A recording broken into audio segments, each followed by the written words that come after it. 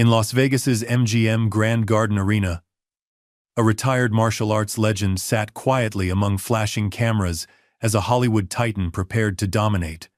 What began as a night of entertainment turned deadly when a showman's arrogance ignited a challenge no one expected. Chuck Norris wasn't your typical spectator. For decades, he was a world karate champion and special forces trainer, known for his precision, discipline, and the ability to humble warriors twice his size.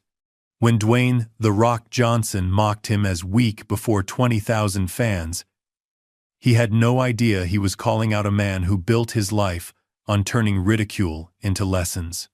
Chuck responded not with anger, but with calm mastery. A single movement that would trigger a storm felt far beyond the octagon. What began as spectacle would become a reckoning. The arena and the combat world it represented would never be the same after the legend reminded everyone what true strength looks like. Before we jump back in, tell us where you're tuning in from. And if this story touches you, make sure you're subscribed because tomorrow I've saved something extra special for you. The arena throbbed like a living heart.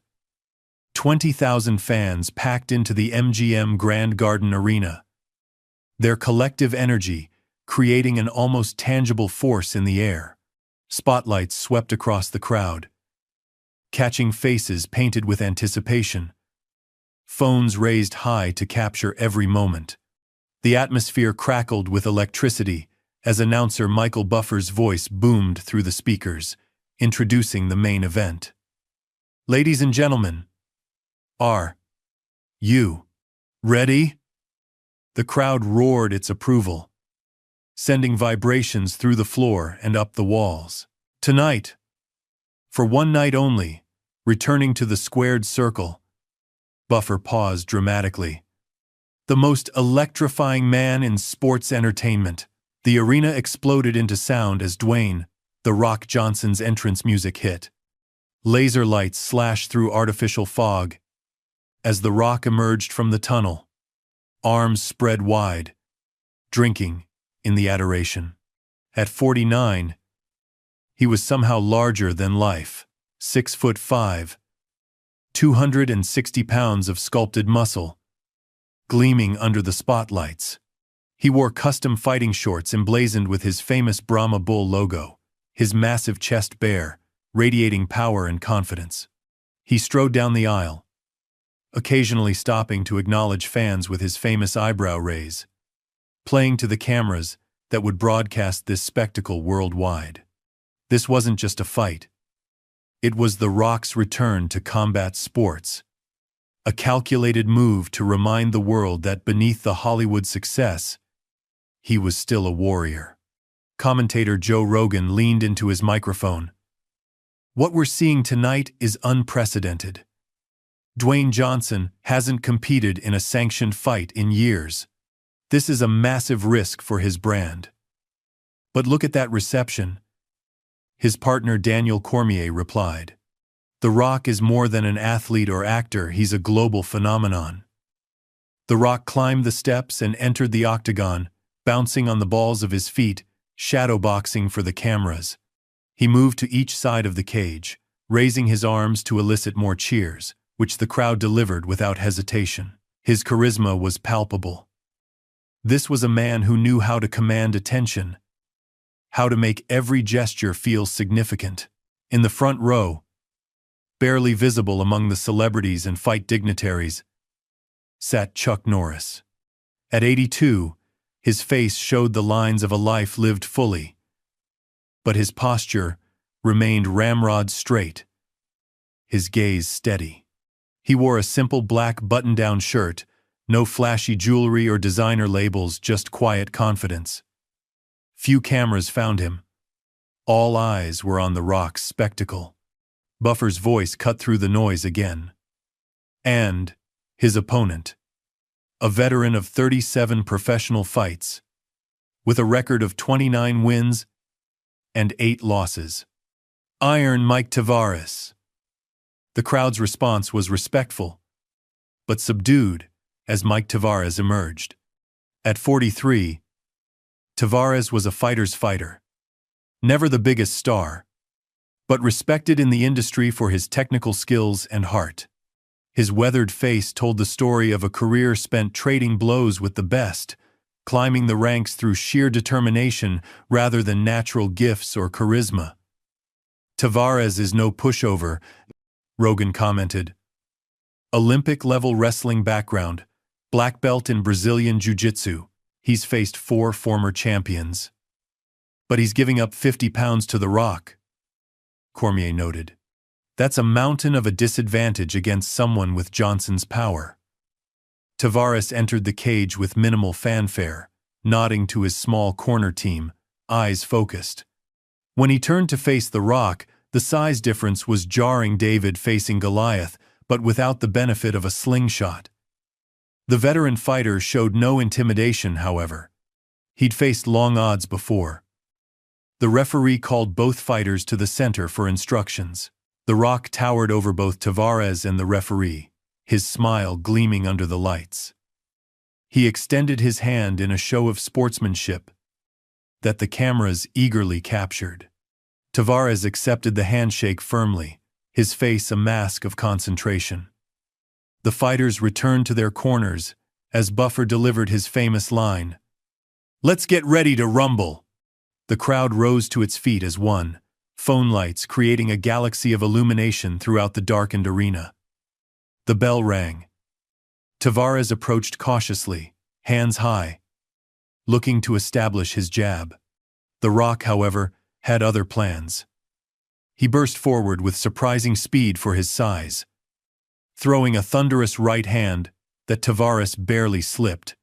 The crowd gasped at the aggression, then cheered as The Rock pressed forward, cutting off the cage with the precision of someone who understood ring control despite his years away. The Rock's not feeling him out at all, Rogan observed. He's hunting for the highlight reel finish.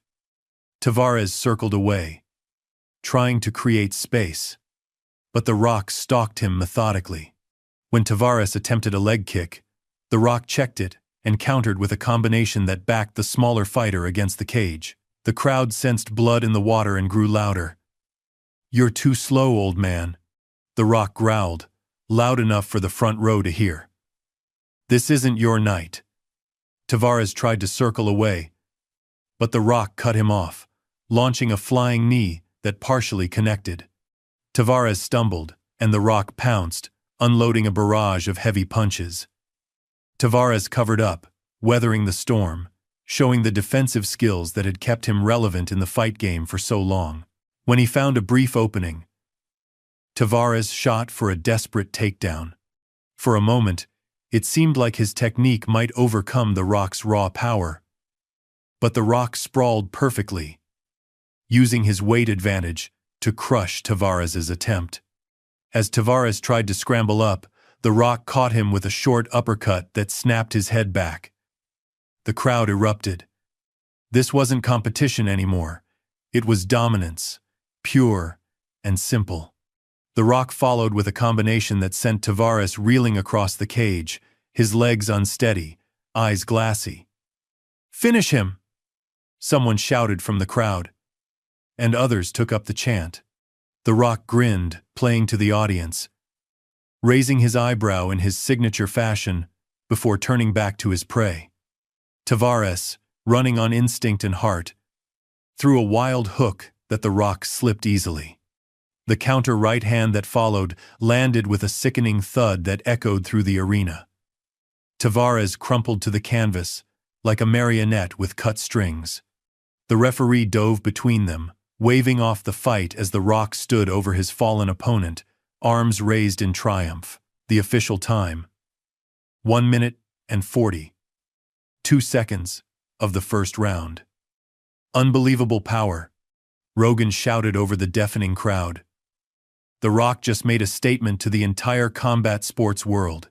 Medical staff rushed into the cage as The Rock strutted around its perimeter, playing to each section of the crowd. Tavares lay motionless for worrying seconds before finally stirring, the doctor's penlight checking his pupils. "That was clinical," Cormier said. Whatever questions people had about The Rock's abilities after his Hollywood years, he just answered them emphatically. The Rock continued his victory lap, climbing the cage to flex for fans, his muscles glistening with sweat, face split in a triumphant grin. The adulation washed over him in waves, exactly the reception he'd expected, the validation he'd sought in returning to combat. When he finally returned to the center of the octagon for the official decision, Tavares had been helped to his feet. The veteran fighter stood unsteadily, supported by his cornermen, his face beginning to swell, a trickle of blood running from his nose. Buffer held the microphone as the referee raised The Rock's hand. "Your winner by knockout, Dwayne 'The Rock' Johnson." Another explosion of sound rocked the arena. The Rock accepted the victory with a theatrical bow, then turned to Tavares, extending his hand in what should have been a gesture of respect. But as cameras zoomed in, his expression changed.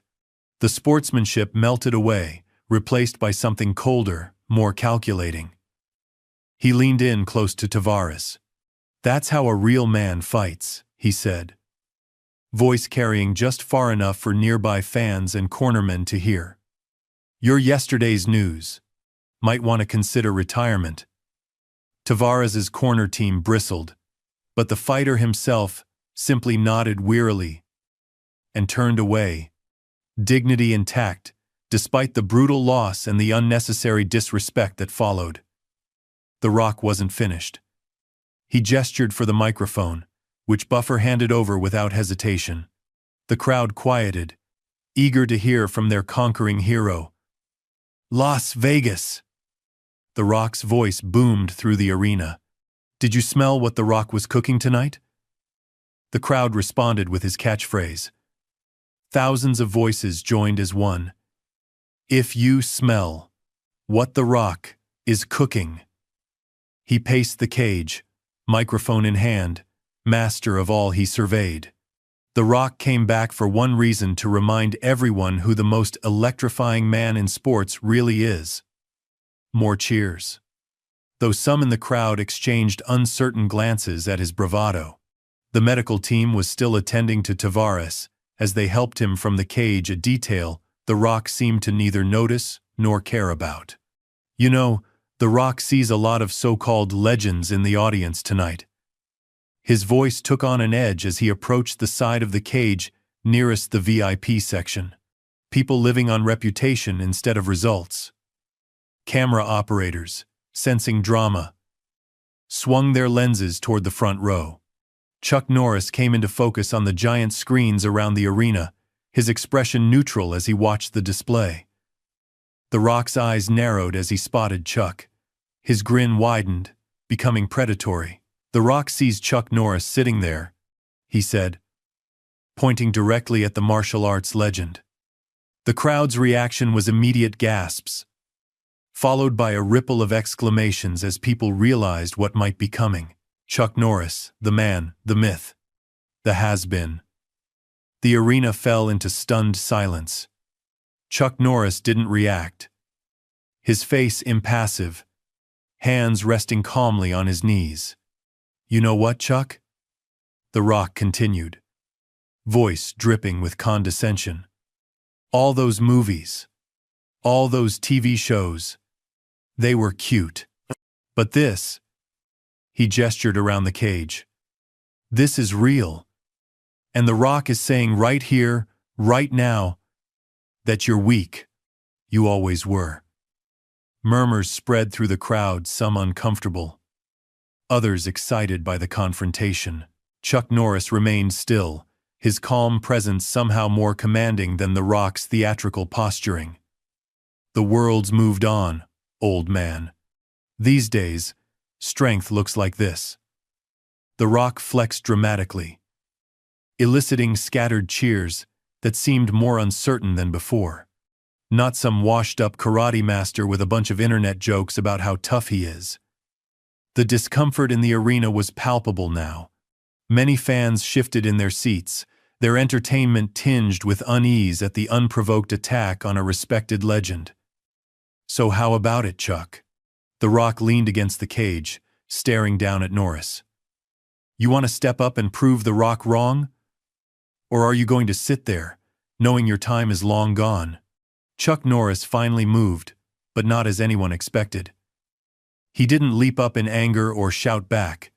He simply made eye contact with The Rock, held it for 3 long seconds, then returned his gaze to the cage as a whole, as if studying the entire scene rather than just the man provoking him. The Rock's smile faltered momentarily before he recovered. That's what The Rock thought. All bark, no bite. He tossed the microphone back to Buffer and resumed his victory celebration, playing to the crowd, though the response was now noticeably mixed. As he climbed the cage one more time, flexing for fans and cameras, a new chant began to build. It started small. Just a few voices in the section nearest Chuck Norris, but spread quickly. Chuck! Chuck! Chuck! The Rock turned, surprise flickering across his face as the chant grew louder. Camera operators, sensing the shift, split their focus between The Rock's celebration and Chuck Norris, who remained seated, still watching, still calm. In the commentary booth, Joe Rogan leaned forward. I've never seen anything like this. The Rock just publicly called out Chuck Norris, one of the most respected martial artists alive. A man who's been retired from competition for decades. Cormier added, I don't understand the strategy here. I'm not sure there is one. Rogan replied. This feels personal. Or maybe it's just about creating spectacle. Either way, The Rock may have just crossed a line. The Rock finally exited the cage, walking up the aisle with his entourage, still playing to fans, trying to drown out the competing chants with his own energy. But as he reached the tunnel, he turned back for one last look at the arena and at Chuck Norris. The martial arts legend hadn't moved. Their eyes met across the distance, and something passed between them. A challenge issued, and, though silent, somehow accepted. The Rock disappeared into the tunnel, but the tension he'd created remained, hanging in the air, like the lingering echo of the bell. In his wake, a new energy pulsed through the arena. Anticipation of something unexpected, something authentic, breaking through the carefully choreographed spectacle. The crowd sensed it, the commentators sensed it, and most of all, Chuck Norris, still seated calmly in the front row, sensed it. The gauntlet had been thrown down. The only question was whether he would pick it up. The post-fight press conference erupted into chaos the moment The Rock strode onto the dais. Camera flashes created a strobe effect as he settled into the central chair, still shirtless, still gleaming with sweat and victory. He wore a custom silk robe now, draped casually open, the Brahma bull embroidered in gold across the back. His smile was triumphant, eyes alive with the energy of a man who had just conquered a mountain and was already looking for a higher peak to climb. Ladies and gentlemen, the UFC press officer began. We'll take questions for tonight's main event winner, Dwayne "The Rock" Johnson. Dozens of hands shot up, reporters jostling for position.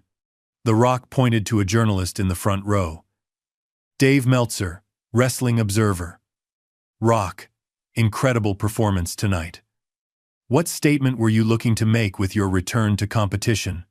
The Rock leaned into the microphone, voice resonant with confidence. The statement's simple. The Rock never left. Hollywood's been good to me, but this, he gestured to the UFC backdrop behind him. This is home.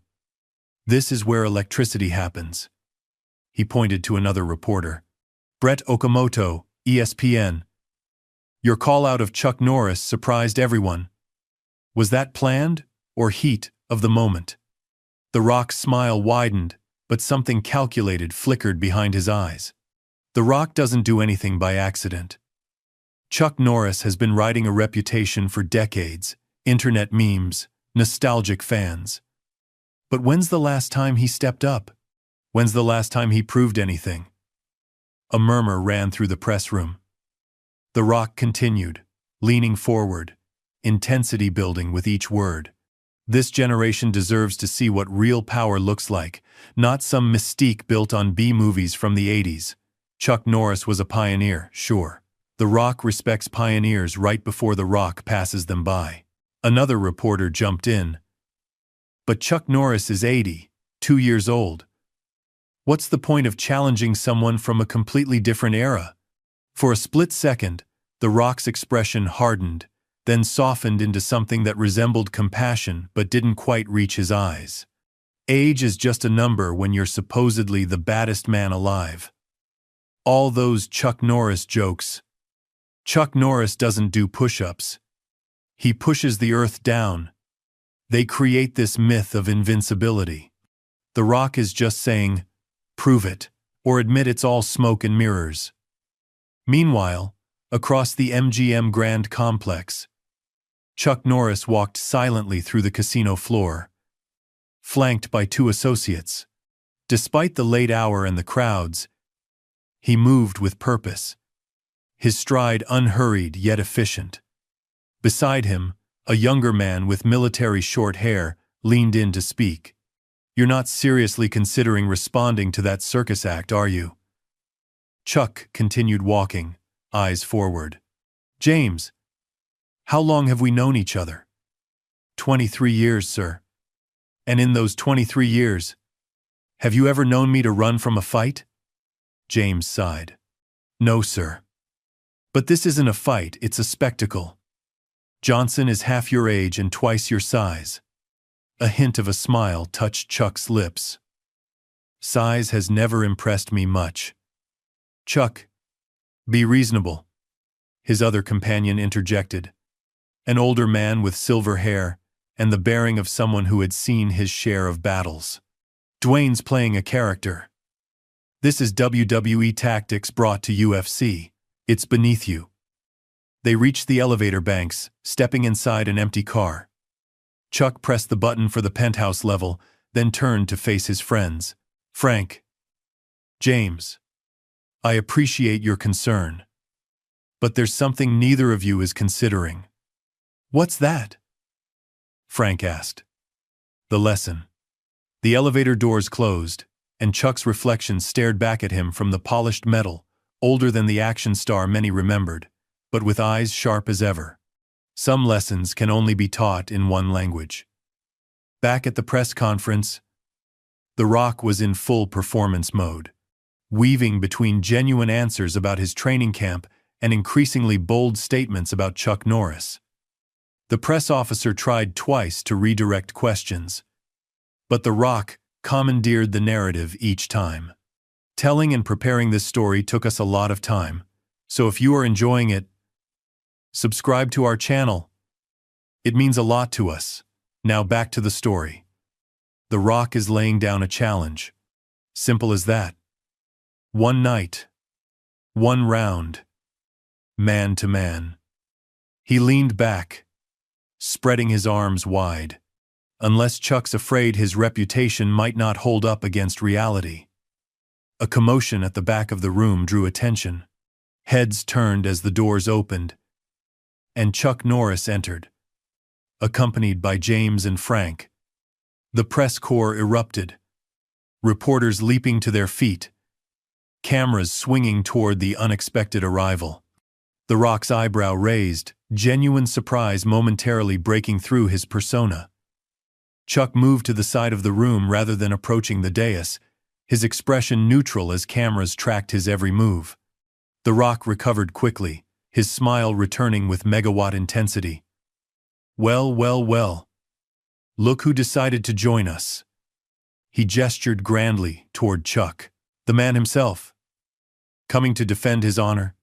Chuck remained silent, arms folded across his chest, watching The Rock, with the patience of a man who had seen empires rise and fall, and understood the difference between noise and substance. The press officer tried to regain control. "Ladies and gentlemen, please. No, This is perfect timing, The Rock interrupted, rising from his chair. The Rock called, and Chuck Norris answered. Sort of. He directed his words to Chuck now. The Rock notices you're here, but you're not saying anything. Cat got your tongue, legend? The room fell silent, all eyes darting between the two men. The Rock, massive and imposing on the dais, vibrating with barely contained energy. Chuck Norris, smaller but somehow projecting a stillness that commanded attention. Finally, Chuck uncrossed his arms and took a single step forward. Mr. Johnson. His voice was quiet, forcing everyone to listen carefully. I came here tonight to watch fights, not be part of one. But since you've made this public, I'll be equally public with my response. The Rock's smile widened, anticipating the kind of heated exchange that would generate headlines for weeks. Chuck continued, his tone measured. Throughout my career, I've tried to embody certain principles: respect, discipline, humility. He paused, letting the words hang in the air. Your challenge lacks all three. The Rock's smile faltered slightly. This wasn't the angry outburst he'd expected, the kind that would feed the narrative he was building. That said, Chuck went on, I do believe in accountability. When someone speaks your name in disrespect, there comes a point where silence can be misinterpreted as weakness. A ripple of excitement moved through the press corps. Reporters edged forward in their seats, sensing the moment was building toward something significant. I'm disappointed, Dwayne. Chuck shook his head slightly. Not in your challenge and your approach. You're better than this. Or at least, you used to be. For the first time, something genuine flickered across The Rock's face. A flash of shame, quickly buried beneath bravado. He recovered, spreading his arms wide. The Rock appreciates the life coaching, Chuck. Really, very touching. But you still haven't answered the question. Are you stepping up or stepping aside? Chuck held The Rock's gaze for a long moment, then looked around the room at the assembled media, all waiting breathlessly for his answer. 30 years ago, I might have jumped at this opportunity, he said. Not because I need to prove anything, but because young men often mistake volume for value. His eyes returned to The Rock. I'm not that young man anymore. The Rock's smile turned triumphant. Just as The Rock thought. I accept your challenge, Chuck interrupted calmly. The room exploded. Reporters shouted questions. Cameras clicked frantically. The press officer tried futilely to restore order. The Rock stood frozen for a moment, genuine shock evident before his performer's instincts took over. The Rock knew you had some fight left in you, he boomed, though his eyes revealed calculations happening behind the bravado. Name the time, name the place. Tomorrow night, Chuck replied without hesitation. Same venue. 1 round, as you suggested. The Rock blinked, clearly not expecting such immediate terms. Tomorrow. The Rock has appearances scheduled. Commitments. Cancel them, Chuck said simply. Unless your challenge was just for show. The assembled press held their breath. The Rock's jaw worked as he processed this unexpected development. Finally he nodded, showman's smile firmly back in place. Tomorrow night it is. The Rock suggests you spend the time getting your affairs in order, because retirement is going to feel like a vacation compared to what's coming your way. Chuck didn't respond to the threat. He simply nodded once, turned, and walked toward the exit, his companions falling in beside him. As he reached the door, reporters called after him. Chuck, what made you accept? He paused, looking back over his shoulder. Not at the reporters, but at The Rock. Some lessons can only be taught in one language, he said quietly. then disappeared through the door. In his wake, chaos erupted. Reporters fired questions at The Rock, who handled them with practiced ease, though something had changed in his demeanor, a slight edge of uncertainty beneath the bluster. The narrative was no longer entirely in his control. "The Rock is looking forward to tomorrow night," he declared, rising from his chair. "It's going to be exactly as advertised. The passing of the torch, whether the torch wants to be passed or not." He exited the press conference to a barrage of questions, his entourage closing ranks around him. As cameras followed his departure, the buzz in the room reached fever pitch. Phone calls were being made, tweets sent, breaking news alerts prepared. By morning, the improvised match would be the only story in sports media. In the quiet of his hotel suite, Chuck Norris stood at the window, looking out over the Las Vegas Strip, its neon heartbeat pulsing against the desert night. James paced behind him, agitated. "This is insanity, Chuck. The commission will never sanction this fight. The age difference alone." "It won't be a sanctioned fight," Chuck replied, still gazing at the city lights. "It will be something else entirely." "What then?" Frank asked from his seat on the couch. "An exhibition? A glorified sparring match?" Chuck turned from the window, his face illuminated by the city's glow. "It will be a lesson." James stopped pacing. "A lesson for who? For Johnson?" "For him," Chuck nodded. "For the audience. For everyone who's forgotten the difference between spectacle and substance." He moved to sit in an armchair, his movements fluid despite his age. "But most importantly, it will be a reminder of something this sport was built on, something that's been lost in the lights and the camera cuts." "What's that?" Frank asked. Chuck's expression softened, eyes distant with memory. "That true strength doesn't shout. It doesn't need to." In his own suite across the city, The Rock stood surrounded by his team agents, trainers, publicists, all talking at once about opportunities, risks, logistics. He tuned them out, moving to his own window, looking at the same skyline from a different angle. His reflection stared back at him, powerful, successful, at the peak of his career. Yet something about Chuck's quiet confidence had unsettled him. He shook it off, turning back to his team with renewed determination. "Tomorrow night, The Rock reminds the world why he's the most electrifying man in sports entertainment. Chuck Norris had his time. Now he's just another stepping stone." But as the night deepened and Las Vegas continued its relentless glitter beneath him, a small voice in the back of his mind whispered a question he couldn't quite silence. What if the legend was real after all? Morning brought a media frenzy unlike anything Las Vegas had seen in years.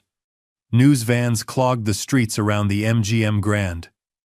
Satellites pointed skyward, broadcasting the developing story to a world suddenly captivated by the improbable confrontation. Social media exploded with memes, predictions, and heated debates. Footage of The Rock's call-out and Chuck Norris's measured acceptance played on constant rotation across sports networks. By noon, the UFC had officially announced the event not as a sanctioned fight, but as a special exhibition bout that would open the preliminary card that evening. Tickets, already sold out for the originally scheduled fights, were being resold online for staggering sums. Dana White, UFC president, held an impromptu press conference in the MGM Grand lobby, surrounded by a sea of reporters. "This is unprecedented. Absolutely unprecedented," he said, barely containing his excitement despite attempts to maintain a professional demeanor. Two legends, from different eras, different disciplines, coming together for what can only be described as a historic moment in combat sports. A reporter shouted from the crowd, "Dana, how did you get this approved? Chuck Norris is 82 years old." White's expression shifted to something more serious. Let me be clear about what this is and isn't. This is not a sanctioned professional bout. This is a one-round exhibition between two grown men who have both signed extensive waivers. Chuck Norris, despite his age, passed all medical examinations with flying colors. The man is a phenomenon. Another question cut through the clamor. Have you spoken with either competitor today? What's their mindset? The Rock is The Rock, confident, ready to put on a show. Chuck is, well, Chuck is Chuck. Calm. Focused. Says he's treating this like any other day. White shook his head in amazement. I've been in this business a long time, and I've never seen anything like the atmosphere building in this town right now. Inside the MGM Grand Garden Arena, final preparations were underway. The octagon stood empty under the lights, surrounded by camera crews adjusting equipment, technicians checking sound levels, and security personnel reviewing protocols for the evening. The energy was different from a typical fight night, charged with an almost mythical anticipation. In a private training room, deep within the complex, The Rock moved through his warm-up routine, surrounded by his team. His movements were explosive, powerful, each punch and kick executed with theatrical precision. Music pounded from speakers, driving his rhythm as sweat gleamed on his massive frame. "How you feeling, boss?" his head coach asked during a water break. The Rock rolled his shoulders, that megawatt smile firmly in place. Like The Rock always feels electrified, ready to make history. Game plan stays the same. The coach continued. Use your size, your reach. Back him up, cut off the cage. He's going to try to use movement and technique to compensate for the physical disadvantages. The Rock nodded, though something flickered behind his eyes, a momentary doubt, quickly suppressed. The Rock knows what he's doing. Chuck Norris might have been something back in the day, but this is now. This is The Rock's time. Just remember, another team member chimed in, this is as much about the show as the result. People are tuning in for the spectacle, win with style. The Rock's expression hardened slightly. The Rock doesn't just win. The Rock dominates. Across the complex, in a much smaller, quieter room, Chuck Norris sat cross-legged on a mat. Eyes closed, breath steady and deep. No music, no entourage, just James and Frank, standing respectfully near the door, occasionally exchanging worried glances. "Should we be doing something?" James whispered. "Warming up? Stretching?" "He hasn't moved in 45 minutes. Frank shook his head. "This is his warm-up. I've seen it before. Back when he was competing regularly. He prepares from the inside out." Finally, Chuck opened his eyes.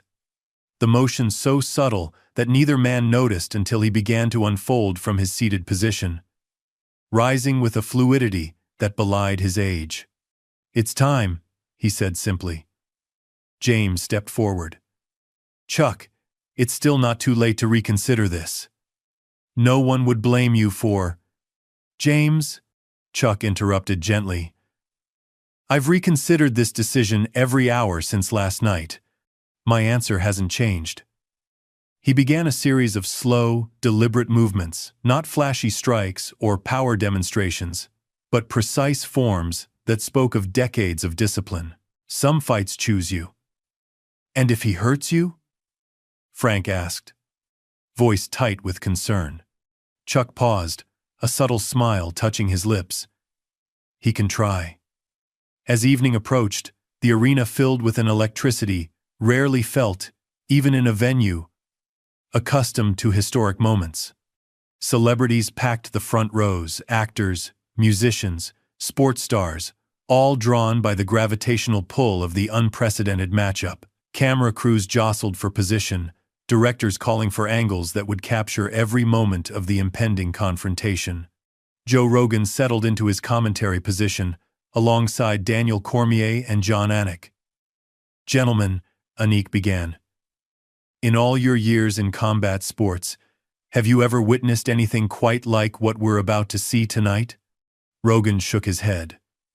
Never. This transcends fighting. This is cultural. You have The Rock, arguably the biggest action star in the world, former wrestling superstar, embodiment of modern celebrity, challenging Chuck Norris, a legitimate martial arts pioneer whose name has become synonymous with toughness.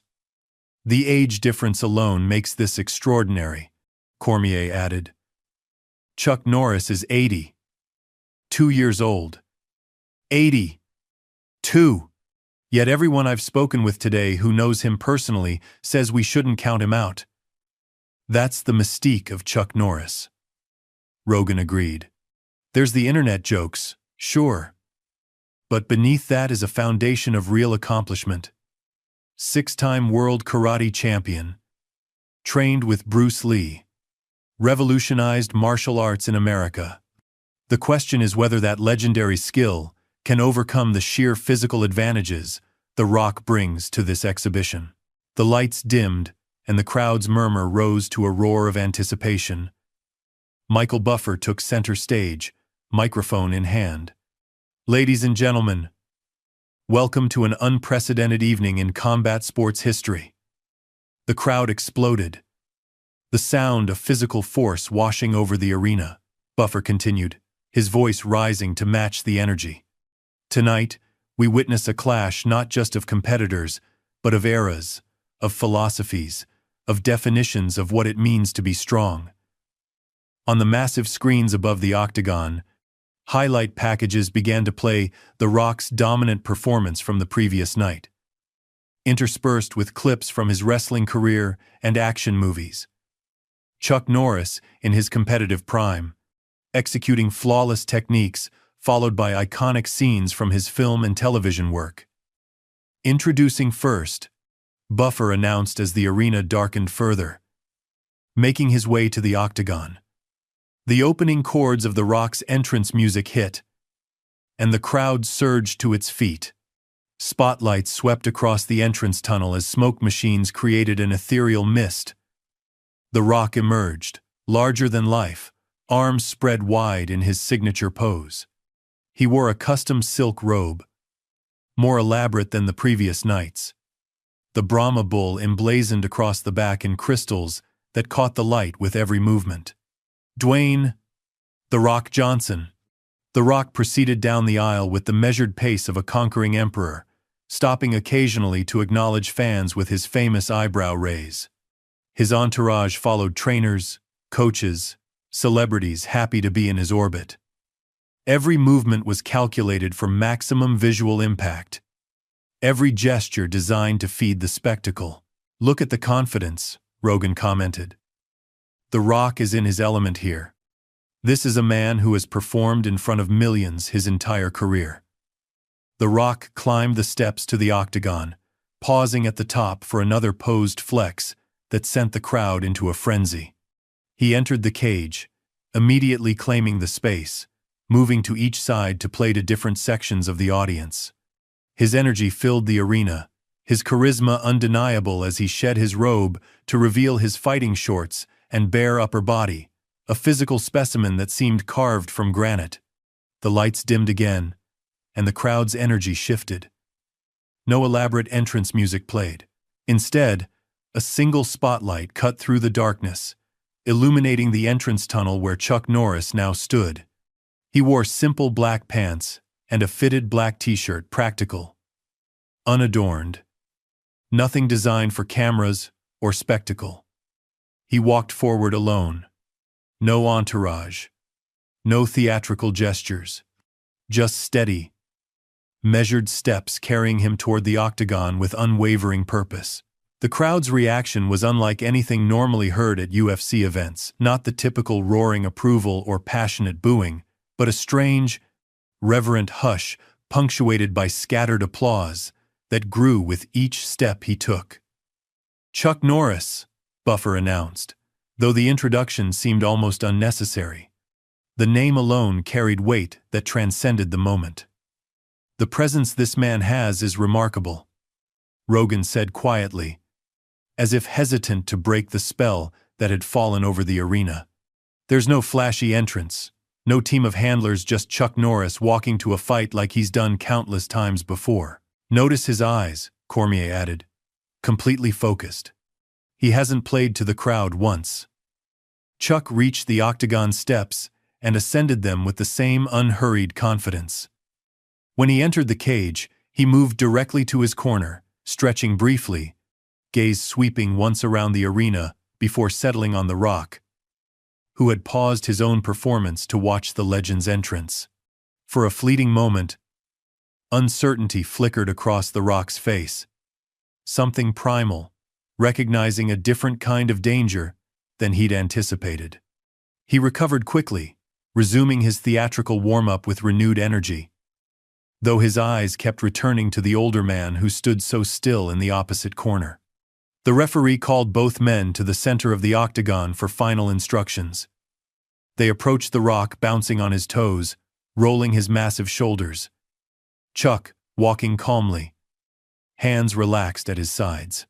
The size difference was startling under the bright lights.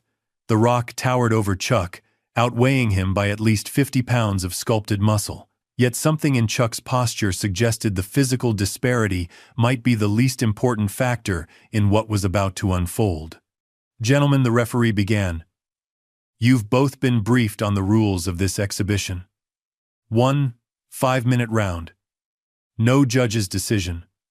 I want a clean match. Protect yourselves at all times. Touch gloves if you want, then return to your corners and wait for my signal." The Rock extended his hand, that megawatt smile firmly in place, playing to the cameras surrounding them. "Last chance to back out, old man," he said, voice pitched to carry just far enough for nearby microphones to pick up. Chuck took the offered hand without hesitation. His grip was firm, controlled.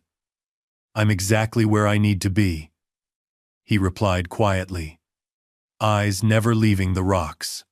Something in that steady gaze made The Rock's smile falter again. He nodded curtly and returned to his corner, rolling his neck and throwing exaggerated shadow punches for the benefit of his fans. Chuck simply turned and walked back to his position, where he stood motionless, centered and calm amid the swirling energy of the arena. "I've never seen anything like this contrast," Rogan commented. "The Rock is all movement, all energy, all show. Chuck Norris might as well be meditating in there. Body language tells you everything," Cormier replied. "The Rock is trying to convince everyone, including himself, how confident he is. Chuck doesn't feel the need to convince anyone of anything." The referee moved to the center of the cage, checking that both fighters were ready. The Rock nodded emphatically, bouncing on his toes, eyes intense. Chuck gave a single, almost imperceptible nod. The referee raised his hand, the arena holding its collective breath. The air seemed to crystallize with tension. 20,000 people perched on the edge of a moment that transcended sport. His hand slashed down. "Begin." The crowd erupted as The Rock charged forward immediately, covering the distance with surprising speed for his size. He launched a thunderous right hand aimed at ending the contest in the first exchange, a haymaker designed as much for highlight reels as effectiveness. Chuck didn't retreat. He simply wasn't there when the punch arrived, having shifted inches to the side, with a subtle movement that seemed to require no effort at all. The Rock's momentum carried him forward as his blow met empty air. He recovered quickly, turning to face Chuck, who had made no attempt to counter. "Incredible," Rogan exclaimed. Chuck just made The Rock miss by the smallest margin possible, no wasted movement at all. The Rock reset his stance, expression darkening slightly as he realized this wouldn't be the easy statement he'd envisioned. He advanced more cautiously this time, feinting a jab before launching a powerful leg kick aimed at Chuck's thigh. Again, Chuck's movement was minimal but perfect, a slight adjustment of weight, a small shift of positioning, and the kick swept past him, disturbing his balance no more than a breeze might ruffle a deeply rooted tree. The crowd murmured in amazement. This wasn't the flashy evasion of a younger fighter. This was economy of motion, elevated to an art form. Chuck had yet to throw a single strike, yet his defensive mastery was already telling a story. Frustration flashed across The Rock's face. He pressed forward with a combination jab, cross, hook, each punch thrown with technical precision and devastating power. Chuck slipped the jab, parried the cross with his forearm, and ducked the hook with a fluidity that belied his age. The Rock is throwing with bad intentions, Cormier observed, but Chuck is making him look like he's moving in slow motion. This is high-level defensive fighting, Rogan agreed. Chuck Norris is showing why he was considered one of the best technical martial artists of his generation. The Rock reset again, visibly recalculating his approach. The cocky smile had vanished, replaced by intense focus. He feinted left, then right, trying to draw a reaction that would create an opening. Chuck remained centered, his expression unchanged, hands positioned perfectly to respond to any attack.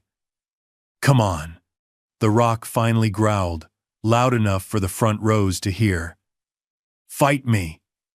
Chuck said nothing, but something shifted in his eyes. Not emotion, but decision. When The Rock launched his next combination, Chuck didn't just evade. For the first time, he countered. A lightning-fast, straight right hand that connected with surgical precision to The Rock's solar plexus. The impact wasn't visually dramatic, no haymaker swing, no theatrical follow-through, but The Rock's forward momentum stopped abruptly. His breath escaped in a surprised gasp as he took an involuntary step backward. Momentary shock registering on his face.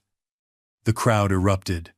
Chuck didn't press his advantage, simply returning to his balanced stance, ready for whatever came next.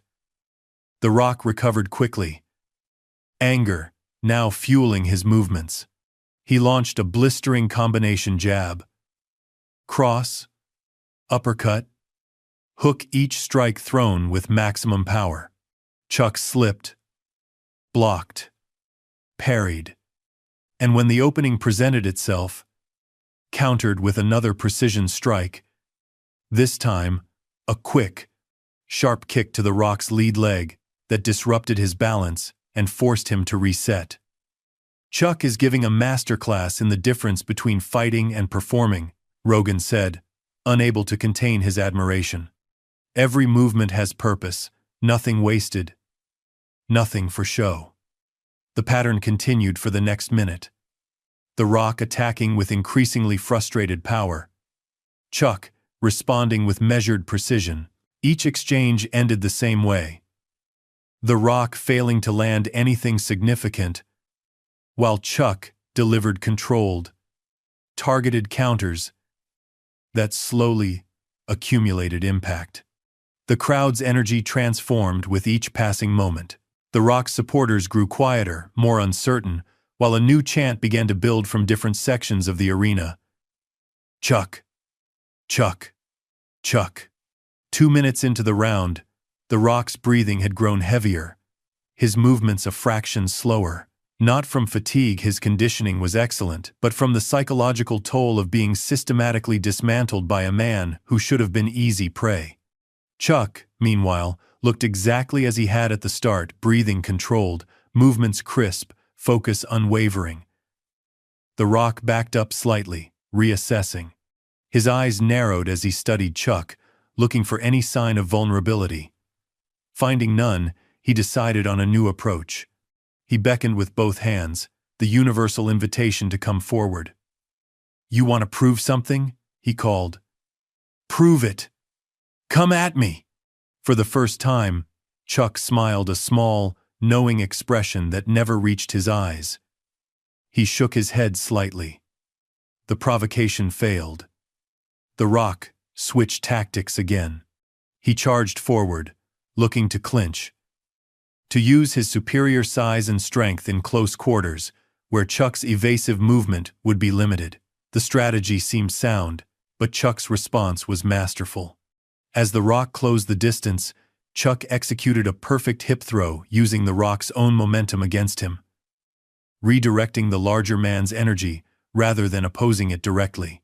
The rock crashed to the mat with a thud that resonated throughout the arena, the crowd gasping collectively at the sudden reversal. "Oh my God!" Rogan shouted.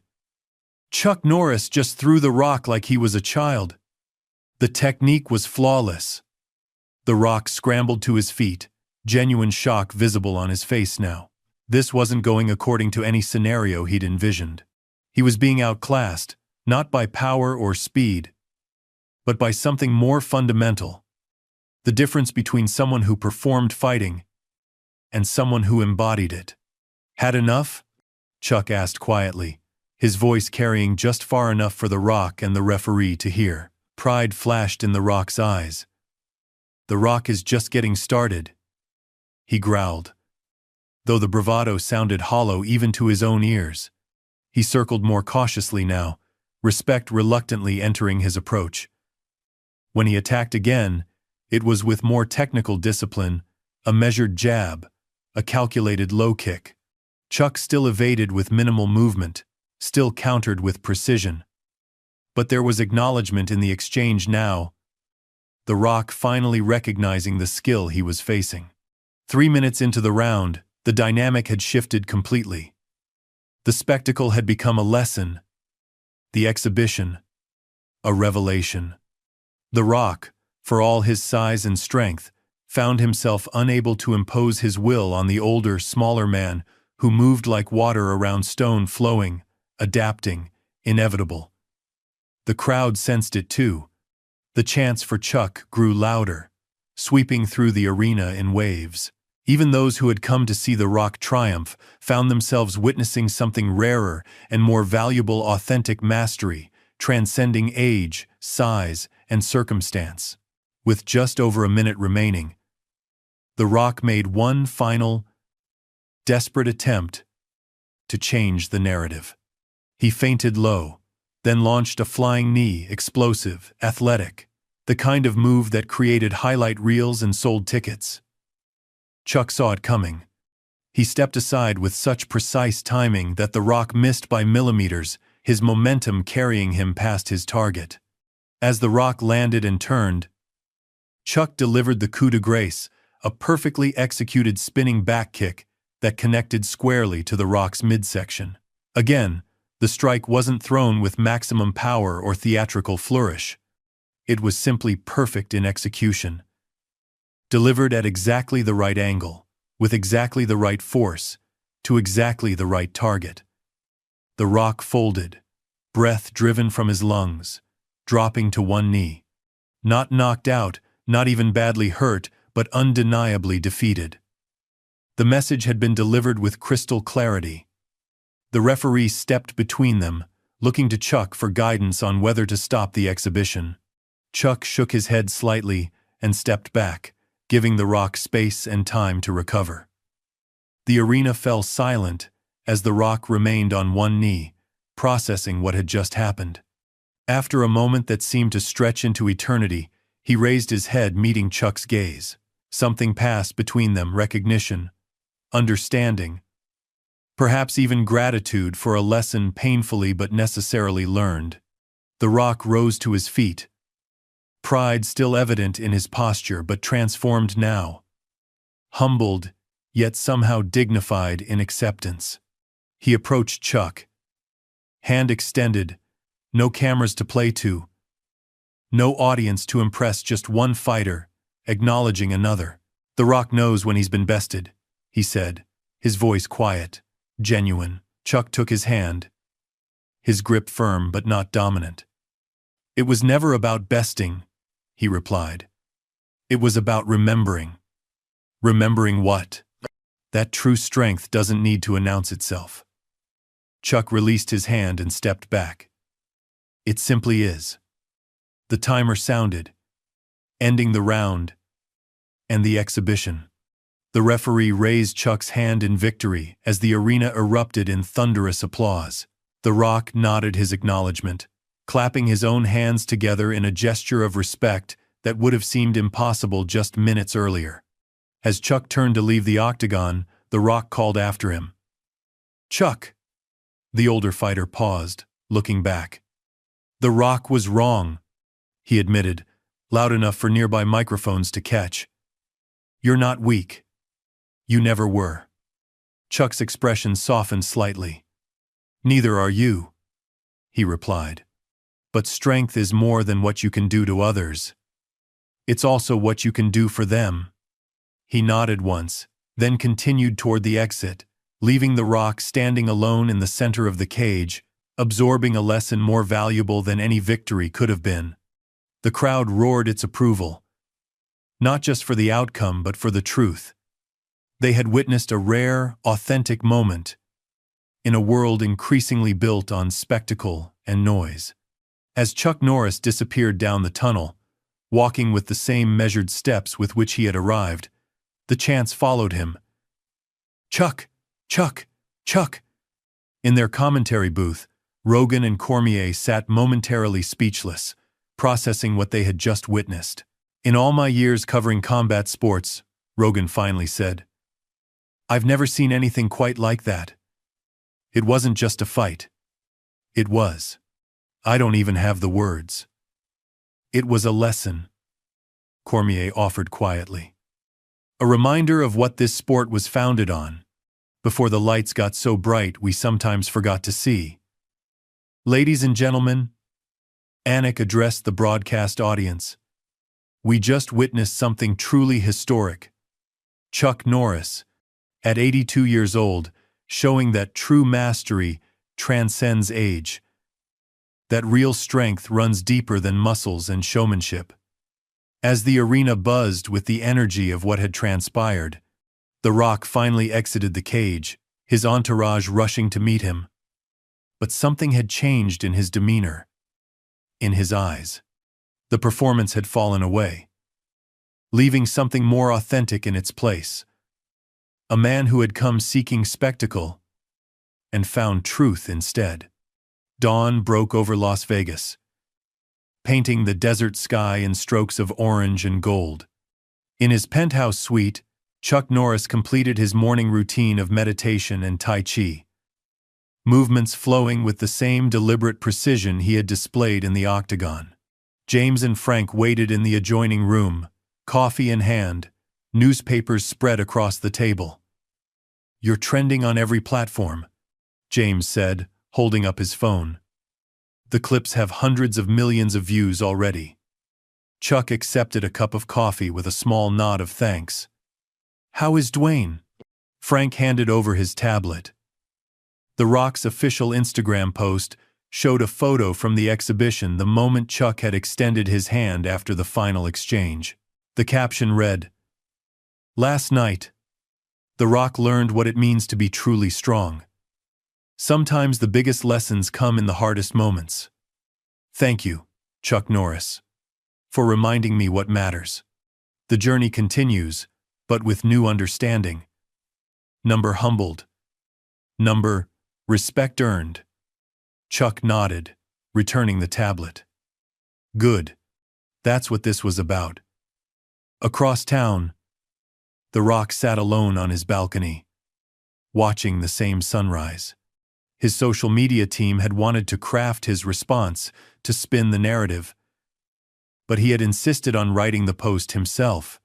Something fundamental had shifted during those 5 minutes in the octagon. A recalibration of priorities, of what success and strength truly meant. His head coach entered, expression carefully neutral. "How are you feeling this morning?" The Rock considered the question with genuine reflection. "Like I needed to lose," he finally said. "That's not what I expected to hear." "The Rock spent years believing his own hype," he replied, referring to himself in the third person out of habit, though the affectation felt hollow now. "I forgot what this was supposed to be about." What was supposed to be about?" The Rock gestured broadly. "All of it.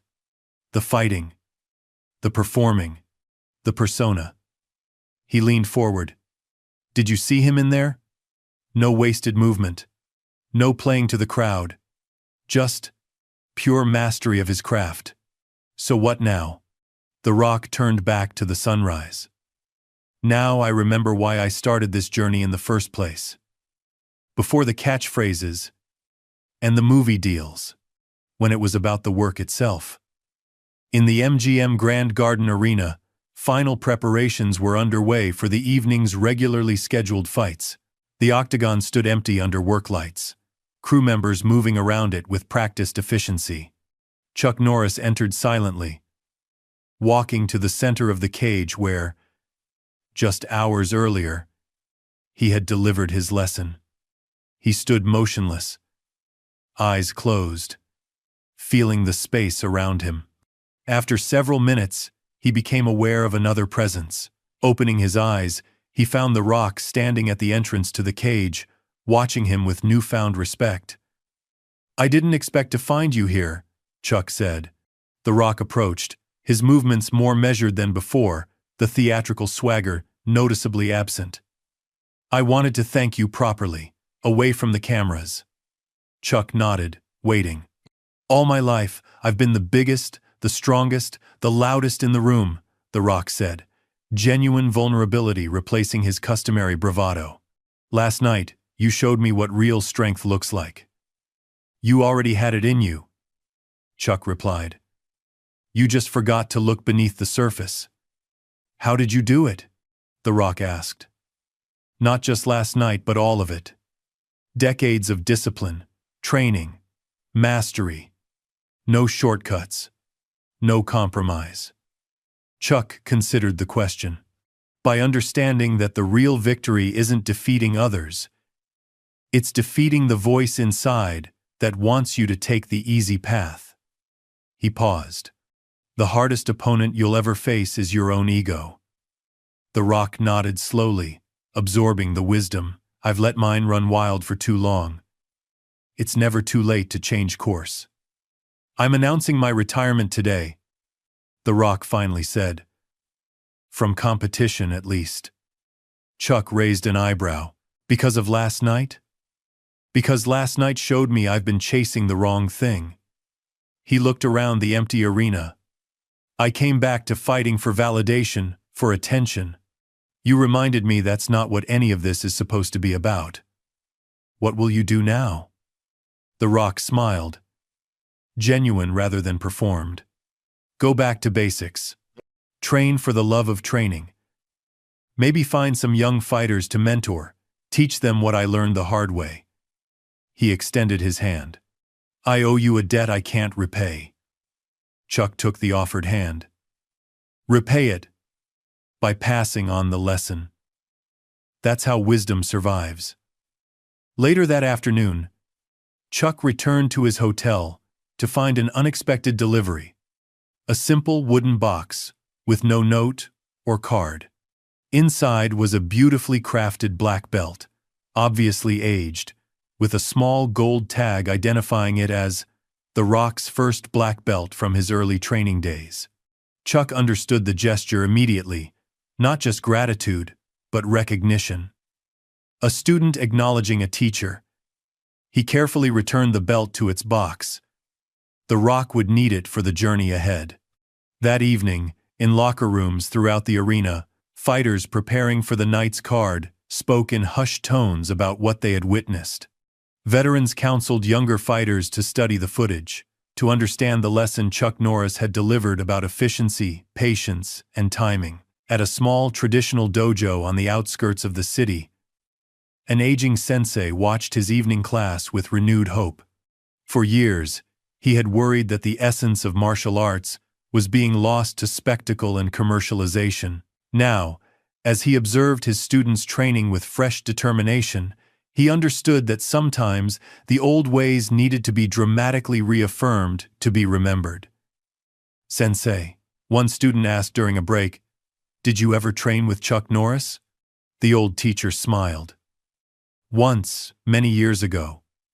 He was then, as he is now, someone who understood that the path never ends, that mastery is a horizon you always move toward but never reach." By nightfall, the UFC's regularly scheduled event was underway, but something had changed in the atmosphere. Fighters showed more respect in pre-fight interactions.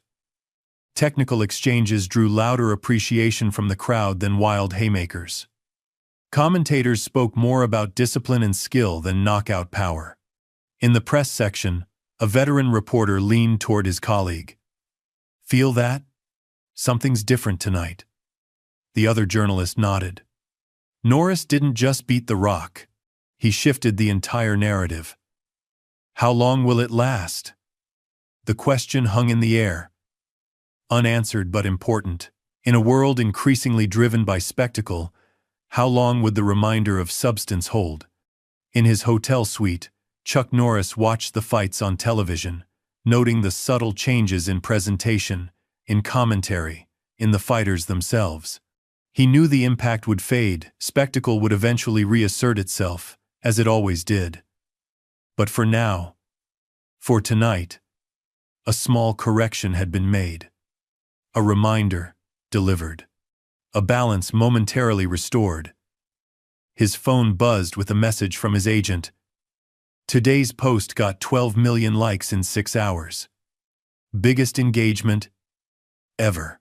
Public loves the humility angle. We should capitalize while it's hot. The Rock stared at the message for a long moment, then turned off his phone, returning his attention to the fight. Some lessons needed to be lived, not leveraged. Some transformations required quiet, rather than announcement. Sunrise painted the desert with warm hues of amber and gold as Chuck Norris completed his morning run 5 miles through the quiet streets of Las Vegas. At 82, his pace remained steady, his breathing controlled. Each step, the product of decades of discipline that had long since transcended mere habit to become essence. 2 days had passed since the exhibition. The media frenzy continued unabated. But Chuck had declined all interviews, all television appearances, all podcast invitations. His silence only intensified public fascination with what had transpired in those 5 minutes of perfect martial execution. In a private gym sealed off from public access, The Rock moved through a training session, unlike any he'd conducted in years. Gone were the cameras, the entourage, the performative aspects that had become so integral to his workouts. Instead, he trained in silence, focused entirely on form, on breath, on the fundamentals he had begun to neglect in favor of spectacle. "Your technique has improved just in the past 2 days," his coach observed. The Rock completed a combination on the heavy bag. Each strike precise, rather than powerful. "I've been watching footage of Chuck from his competition days. The efficiency it's something else." By noon, the press room at the MGM Grand was packed beyond capacity, media outlets from around the world jostling for position. When The Rock finally entered, the change was immediately apparent.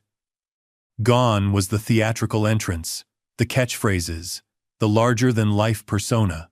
Instead, he walked in quietly, dressed in a simple black t-shirt and jeans, taking his seat with measured composure. "For most of my career, I've cultivated a persona built on dominance, on being the biggest, the strongest, the most charismatic force in any room," he began. 2 nights ago, Chuck Norris showed me the limitation of that approach.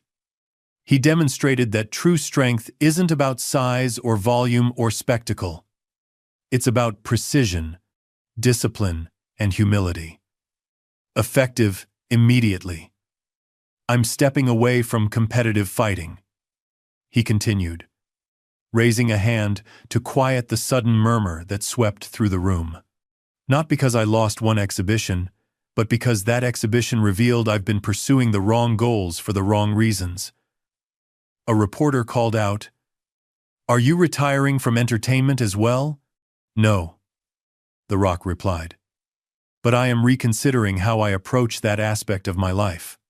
For too long, I've allowed the lines between performance and reality to blur." Chuck Norris reminded me of the importance of maintaining that distinction. As evening approached, preparations were underway for a private event at a small, traditional dojo on the outskirts of the city. The aging sensei had received a call that morning that had left him momentarily speechless. The Rock requesting permission to address the students, with Chuck Norris in attendance. As twilight painted the desert sky, the dojo filled with students of all ages. At precisely 7 o'clock, the door slid open, and Chuck Norris entered, followed by The Rock. The room fell instantly silent. Students and parents alike, staring in disbelief. The Rock stepped forward, his massive frame somehow less imposing than before. His manner respectful rather than dominant. He bowed to the sensei, then to the assembled students. 2 nights ago, he began, his voice pitched low, meant only for those present rather than for cameras or headlines. I learned a lesson that I've been trying to process ever since. With Sensei's permission, I'd like to share that lesson with you. For years, I built my career on being the most electrifying man in entertainment. I convinced myself that volume was the same as value, that spectacle was the same as strength. I challenged Chuck Norris because I thought defeating a legend would validate my own legacy. Instead, he showed me the difference between performance and mastery. He moved to the center of the training mat, addressing the young students directly now. In less than 5 minutes, with fewer than 10 strikes, Chuck Norris taught me more about martial arts than I'd learned in 20 years of training for show rather than substance. He reminded me that the true path isn't about external validation. It's about the internal journey, the daily discipline when no one is watching. I've come here tonight to make a commitment to rediscover the true essence of martial arts.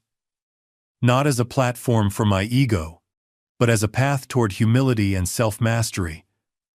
And I hope to start by learning alongside you, if your sensei will have me. The sensei nodded. Our dojo welcomes all who seek the true path. Chuck Norris moved forward with characteristic economy of movement. He stood silently for a moment, taking in the faces before him. Martial arts has given me everything of value in my life, he began.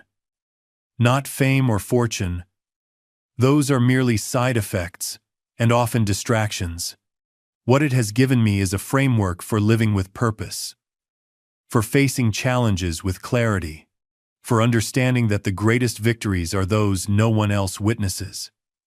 He demonstrated a simple movement, a basic block transitioning into a counter-strike, executed with such perfect form that it seemed almost transcendent in its simplicity. This technique is one of the first taught to beginners. After 65 years of training, I still practice it daily. Perfect execution isn't achieved through special talent or secret knowledge. It comes through thousands of repetitions, through showing up day after day when motivation fades, when no one is watching, when there is no external reward. He turned to The Rock. What happened in the octagon was not about age or size or speed. It was about the cumulative effect of decades of discipline meeting the expectation of quick results. The Rock nodded. I chased the appearance of mastery without understanding its substance. As the formal portion of the evening concluded, students approached, seeking autographs, photos, brief moments of connection. The Rock engaged warmly but differently than before, listening more than speaking, asking questions rather than dominating interactions. Chuck moved among them more quietly, offering small corrections to technique, words of encouragement, the kind of guidance that could only come from decades of experience distilled into wisdom. As they prepared to leave, The Rock approached Chuck. Thank you. Not just for tonight, but for what happened in the octagon. You had this in you all along, Chuck replied. You just needed to remember. The Rock nodded. I'm launching a foundation. No cameras, no publicity. Finding dojos like this one. Supporting traditional training. Creating scholarships for kids who wouldn't otherwise have access. Actions speak louder than announcements, Chuck observed. I know. That's why I'm telling you, not the press. The Rock looked back at the students, still training. They deserved to know what I didn't understand until it was shown to me that the real value isn't in how you look, but in who you become through the process. Chuck considered him for a long moment, then extended his hand. The journey of 1,000 miles begins with a single step. The Rock finished, taking the offered hand. I'm ready to take it. 3 months passed. Summer yielded to fall, and the desert heat gave way to cooler evenings. The media frenzy had subsided, yet something of that night remained. A ripple effect, still moving through combat sports and beyond. At the small dojo on the outskirts of Las Vegas, students arrived for the evening class to find an unexpected addition. A modest expansion, doubling the mat area, new equipment carefully selected for quality rather than flash, and a small plaque acknowledging the anonymous donor. Though unnamed, everyone knew the source of the generosity. The Rock had kept his word.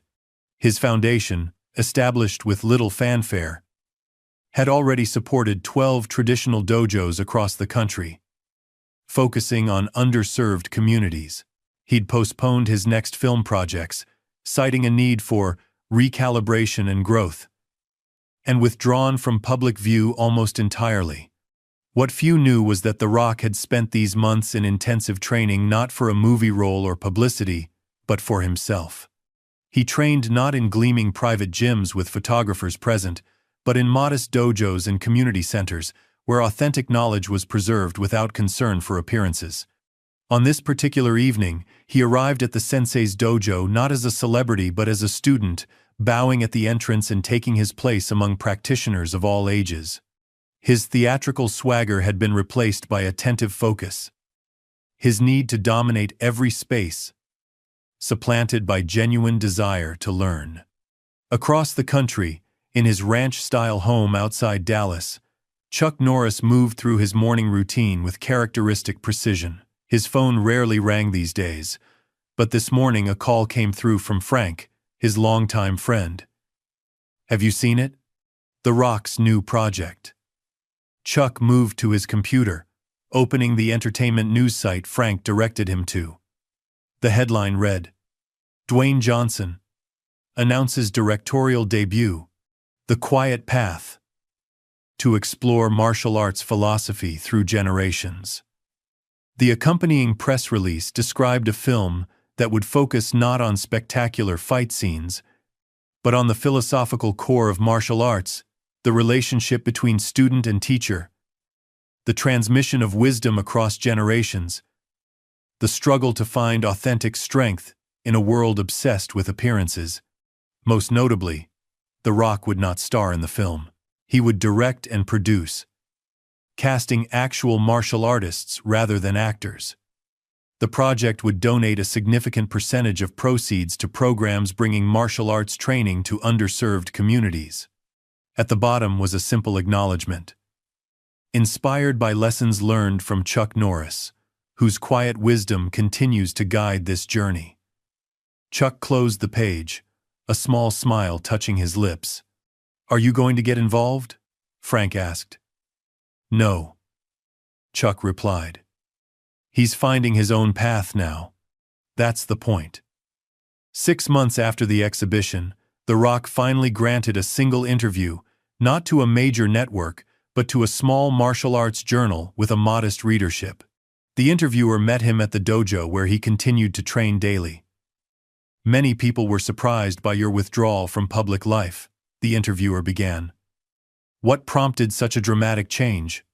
The Rock considered the question, his response measured. I spent most of my career cultivating a persona that was larger than life.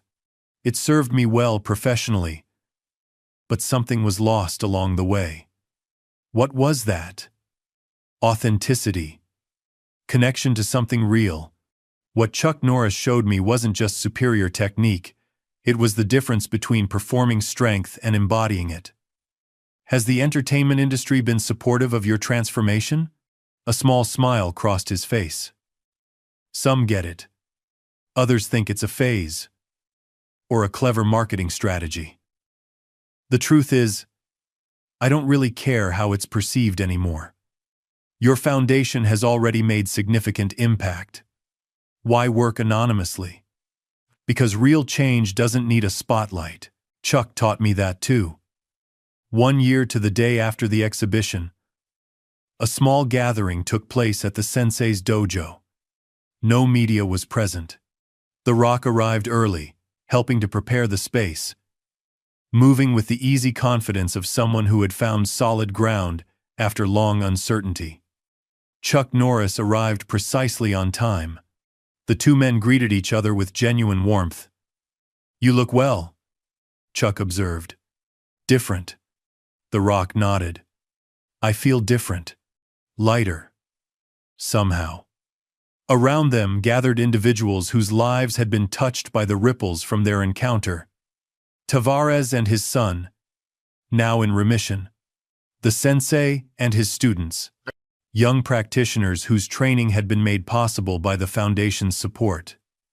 As evening approached, Chuck found himself standing beside the Rock, observing a young girl practicing with remarkable focus. "She reminds me of myself at that age," Chuck said quietly. "The determination."